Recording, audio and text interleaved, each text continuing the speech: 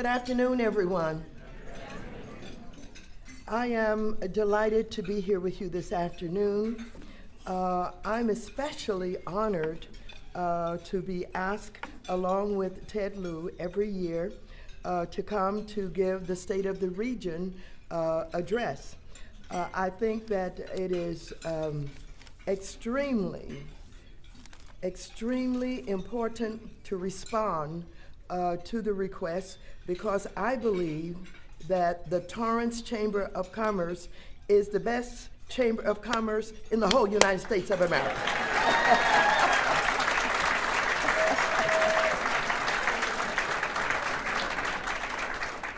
And so I want to thank Serena Josel of Kaiser Permanente for that introduction. And of course, always my thanks to the Torrance Area Chamber of Commerce. The Torrance Area Chamber of Commerce has done an incredible job. And I want you to know that Donna Duperon is the most active, the most involved, the most committed of anyone that I've ever seen serving as president and CEO of a Chamber of Commerce. She keeps this chamber busy. There is an activity going every week. So give Donna Duperon a big round of applause.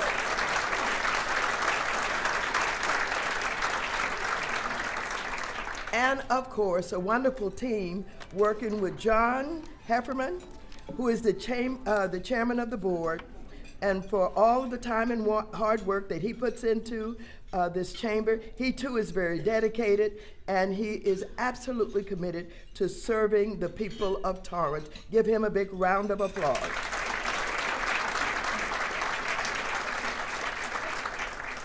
I'm delighted to be here with Ted Lieu. He is one of our young, active members of the Congress of the United States of America. He's now in a special position in the leadership that he will tell you something about. And of course, in addition to that, he is known as one of the most successful and accomplished tweeters in Washington, D.C.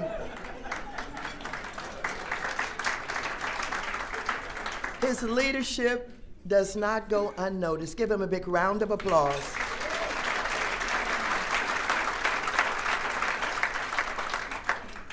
Ladies and gentlemen, normally when Ted and I come, we are trying to do everything that we can to identify what we're doing in Washington, D.C. and how it relates to the region. And so normally we will be talking about transportation issues as it relates to the efforts in the South Bay. We will be talking about issues of concern to our local business community, on, and we're going to do some of that today. But I know you want to hear about what's going on in Washington. Or maybe you don't. First, I would like to say to Mayor Pat Fury and Terry, thank you for your leadership. Thank you for being an involved mayor who shows up at every event. He's always there. And of course, he just got back from Washington not too long ago, and he's reminding me how cold it is back there. But he's also reminding me about what this city and what this region cares about, this area.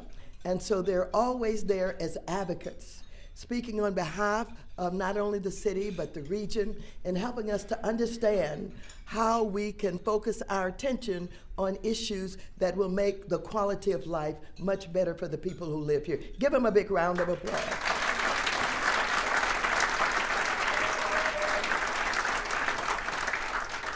I want to let you know that I was elected by my colleagues to become the chair of the very important Financial Services Committee of the Congress of the United States. And I have served on that committee for 28 years. So I think I know something about it. And I'm very pleased and honored that I'm going to have an opportunity to have hearings and oversight and some investigations in that committee that have been ignored for far too long. I want you to know that I started out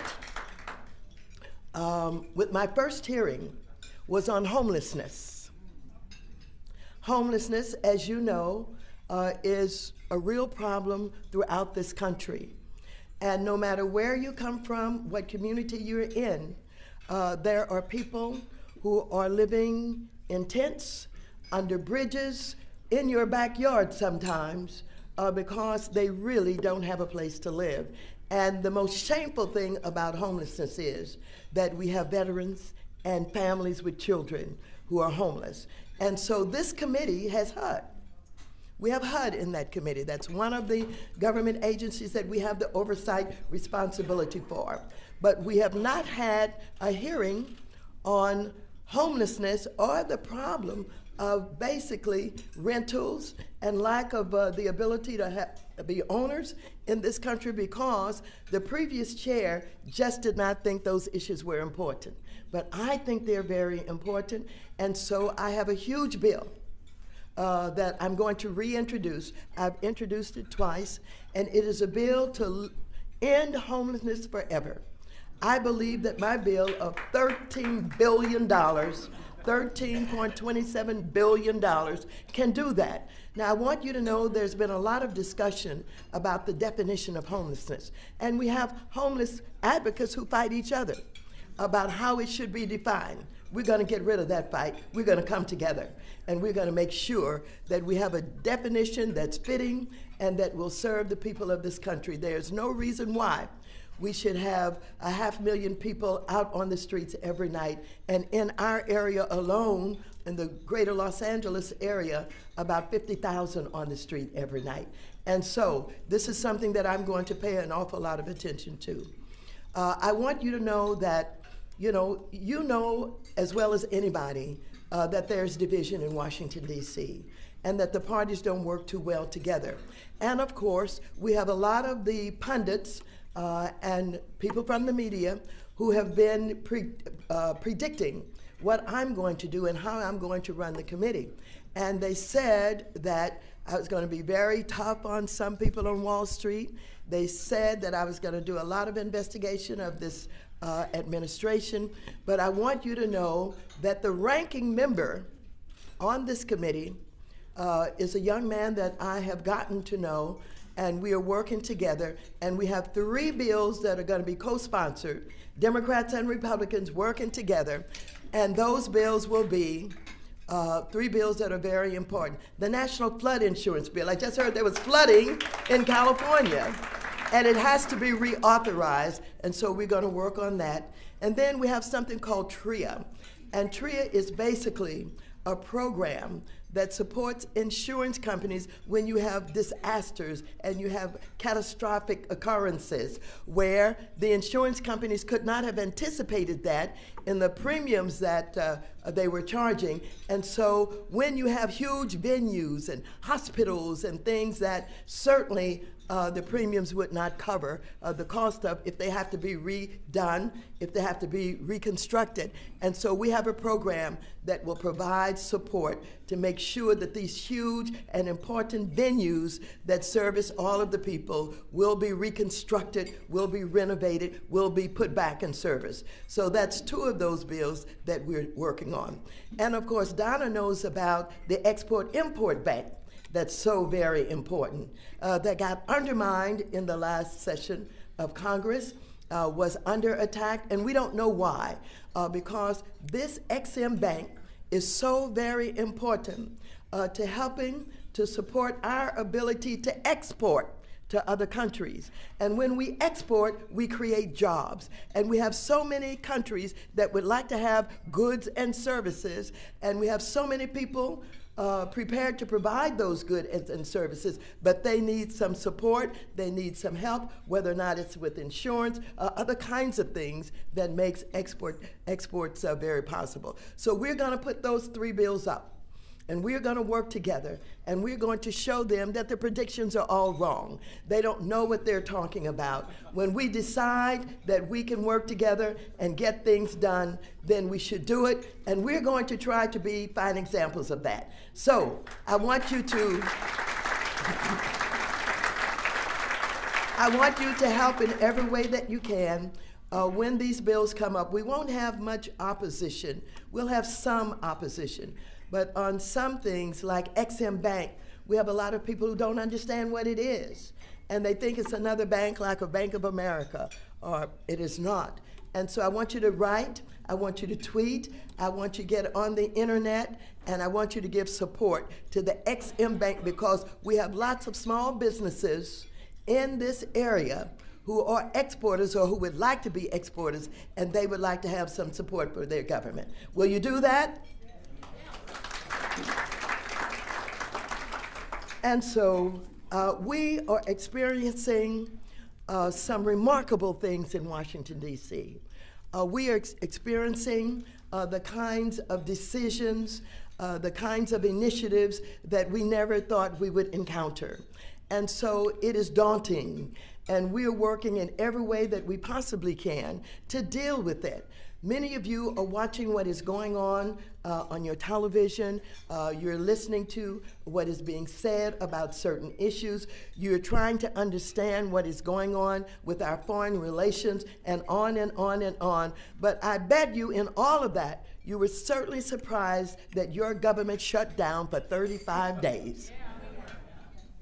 Federal employees who were not paid, who lived paycheck to paycheck. Federal employees who were seeking help for their families with some of our nonprofit organizations all over this country. 800,000 federal employees. Why did that take place? It should not have taken place. It should not be the kind of response when people have differences about how things ought to be done. The big issue that is now taking up so much time and confronting the Congress of the United States have to do with the fact that the President of the United States told everybody that he was going to build a big, beautiful wall. A big, beautiful wall that nobody could climb over. The biggest and most beautiful wall you have ever seen or heard of in your life, and Mexico was going to pay for it. And Mexico told him in very unkind words that that was not going to happen. And so the president still was asking us for $5.7 billion to build this wall. And of course, when he couldn't get what he wanted, he simply used the power of the presidency to shut down this country and shut down all of the federal workers that you heard about, and you wondered what was happening to them and their families. We finally got to the place where our new speaker basically said to him he could not come to the Congress of the United States and give the State of the Union. And so he wanted that platform so bad until he backed down, and he got there, and when he got there, he was greeted by a lot of women in white. And the women in white were the new elected women, and many of the women who have been serving in Congress for so long, who have been wanting to get at some of the issues about family and education and health care and child care, and many of these issues that certainly had been abandoned or forgotten. And so he came and he gave his speech, and the women and Nancy Pelosi gave her clap. And everybody wanted to know, how did she think of that clap? She said, I didn't think of it, it just came, and I just did it. And so after that, it was on to getting both sides together with an agreement that they would try and work out the differences and see what they could do to get beyond this situation about the wall. And so they did get together. It was very tough.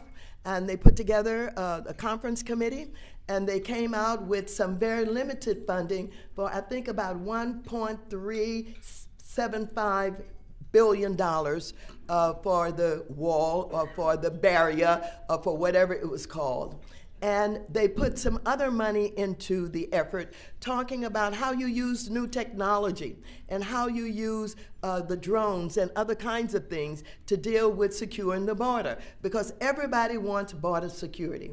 And, you know, even though sometimes our president talks about he's the only one that cares about security for this country, that is certainly questionable. Because he is absolutely friends with one of the worst enemies of this country, and that is Putin in Russia and the Kremlin. And he said he's in love with Kim Jong-un over in North Korea. And he said, despite the fact that our intelligence committees, our intelligence leaders in the government said to him that Kim Jong-un was still dangerous, and that he still was desirous of deploying missiles at any time. And the president answered by saying to our intelligence leaders that he didn't believe that was true because Putin told him so. And so we have real concerns. I'm not only concerned about the divisions that are being created in our country, I'm concerned about what is being thought of us in foreign